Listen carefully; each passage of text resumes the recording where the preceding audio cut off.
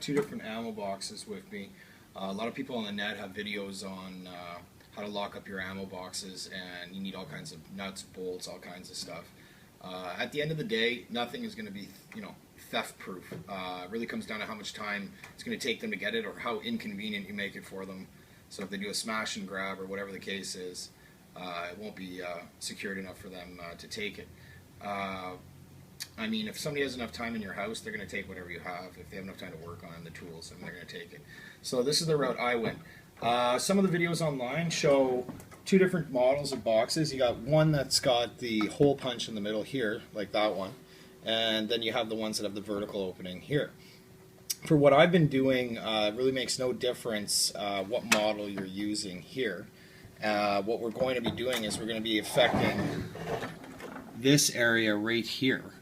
And what we're going to do is we're going to drill a hole there and run a lock through it, and then secure the lock through the hole you've drilled, lifting the handlebar here and securing the lock behind the handlebar and the shielding part here and out through here to lock. And it really doesn't allow them to open it whatsoever, and it's a pretty secure lock, and it's a one drill hole solution. Very cheap, very effective, and for anyone on a budget, this will comply to most of your state laws, or if you're in Canada like I am, to your provincial laws. So once again, this will work on both boxes. It doesn't make any difference whatsoever. These ones here already seem to have a pilot hole on the side, so it makes it a lot easier to bore. And this one hasn't been drilled yet. Here, I'll show you here on the side. There's actually a hole that's already there. And for these ones here, you already have your guide hole and everything's punched, so you just have to widen it up a bit. On the GI one, or the 50 cal one here, you'll notice there is no hole. So you're going to have to take a Sharpie and give yourself enough area so you won't, damage the strength of the corner. If you go too close to an edge, it won't be good. You have to give it enough fat on the sides. So anyways, on these ones, it's a little bit tricky. So guys, for what you're going to need for this is you're going to need a small, you can go for key or combo. I prefer combo. You can go for a key or combo, and these are a long neck 1-inch master lock. The model number I'm using here is 630D. I prefer combo locks because you can set them all to the same one and it makes it really quick if you have to get to them. But anyways, what's really important here is the length of the neck. It needs to be a minimum 1 inch, and you're looking for a smaller diameter basically bar here so you don't have to drill as far or use such a large bit. So once again, this is a master lock 630D model, 1-inch neck on it. This works for me, and they come in about $6–7, so they're pretty cost effective. After that, you're going to need, for what I use is I do my pilot hole in the GI box because it doesn't have a pilot hole, with a 9/64 metal drill bit, like one of these. Find them dirt cheap anywhere. And this one here is a 11/64, and this is the one that will do the size to allow this to fit through. Also, you're going to need some lubricant when you're drilling metal. It's good to lube up your bits. And I have a file just to take care of any burrs that might happen when I do the drilling. And of course, you're going to need a power drill. Alright guys, so next up I'm going to go out there and I'm going to drill these boxes and show you the results. Alright guys, so what we're going to start with here, we have the vertical opening style ammo box, and as you can see, I haven't done that. That comes standard, like factory standard, so it's really great. It already has a pilot hole for you. So because of that, I'm not going to start with the smaller bit. I'm going to start with the 11/64 metal drill bit to get in there. And like I mentioned before I start that, I'm just going to give it a little shot of lube. And I'm going to hit the drill bit with some lube too. And this will just make drilling a little bit easier. So here we go. I'm going to go ahead and drill through on that.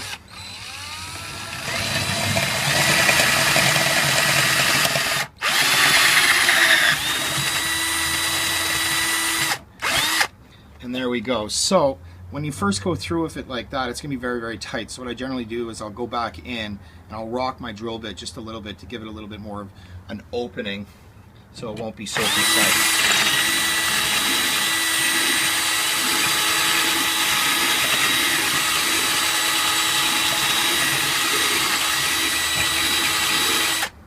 Just like that. Afterwards, I'm going to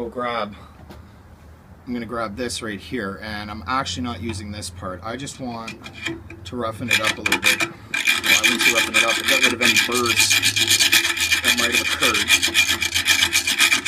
when I drilled it. So just like that. And now I'll take the lock and I'll see if it's big enough for you. And it is not. So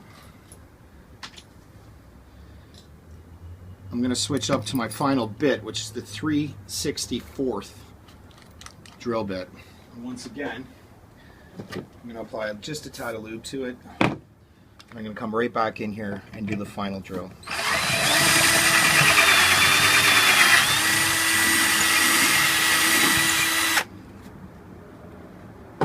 And one last check. Should be fine. And there we go.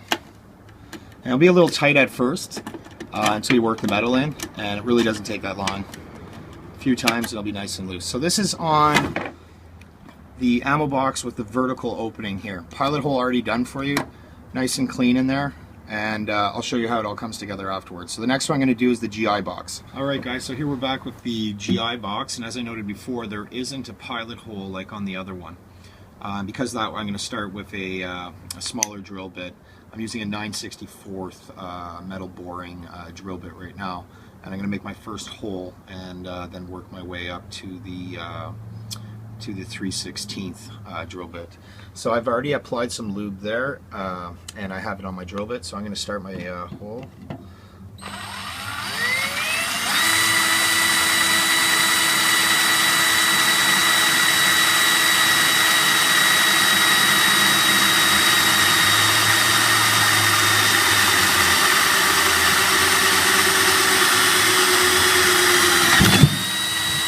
And there we go.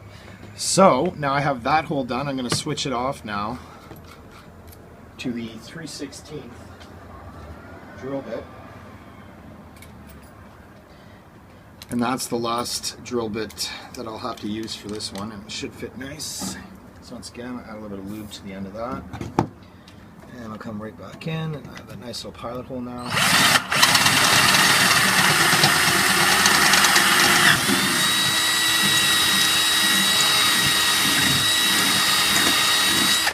Just like that. I'm going to come in with my file. Try and take care of any burrs. And we'll give it a quick test here. And there we are. Alright, so both of them are drilled out. Let's do some finishing touches to this, and like I said, this works out quite well. After you've done this 3 or 4 times to it, the metal gives way and it becomes quite smooth. Anyway, so I'll show you guys the final result there in a minute. So here we're back with the 2 finished products here. I'm going to show you a little bit more in detail how the locking mechanism actually works. So in my province, basically to have a legal storage ammunition box, the lid of the container should be locked and not be able to be opened whatsoever. So there shouldn't be any gap between the lid and the container itself. So by those guidelines, this is what I've come up with, and I've been showing you through the way through. So we're going to get a little closer here so you can see exactly how it works. Now you have the carrying handle right here, and you're going to lift the carrying handle up and you're going to go in and under like that. And then you can see where the lock neck is, and you're just going to push your lock neck through just like that, and then turn it around, and you're in business. So as you can see, it's firmly locked now. Right? If I try to open it, the handlebar is going to stop it from opening. And no matter how hard you force it, it will not allow you to get it over the edge. It's very well in there. You can try prying it, it's really tight.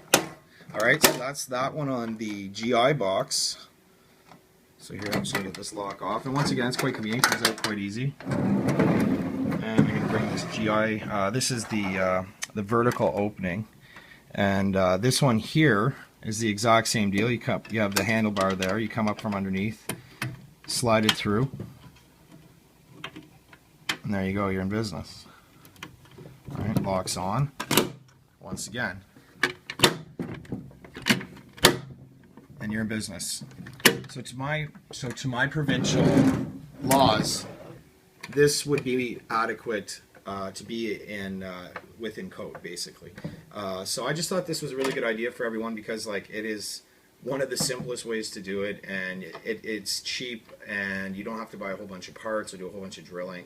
It's one drill hole, get the correct lock for it, put it on there, and you're within code. And for most of us out there, being within code is more important than having the most hard to steal ammo. Not that we want it readily accessible, but we're not Fort Knox. I want to be within the law. That's what concerns me.